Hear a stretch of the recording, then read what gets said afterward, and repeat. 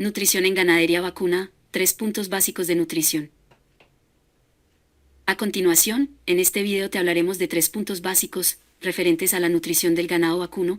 Estos puntos son básicos y se debe tener en cuenta que cada hato tiene sus propias características y sistemas. Es vital comprender que no existen recetas mágicas de nutrición y cada hato cuenta con ciertas particularidades. Lo que sí es cierto es que todo hato busca perdurabilidad y rentabilidad en la actividad ganadera. El primer criterio es llevar registros de parámetros productivos y tipo de dieta.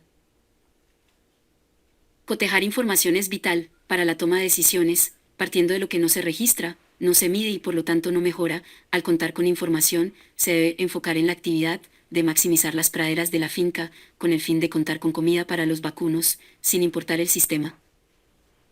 Es de recalcar que al presupuesto de praderas se debe agregar los costos de fertilizantes, costos que son más rentables para el productor ganadero, al ser comparados con la suplementación.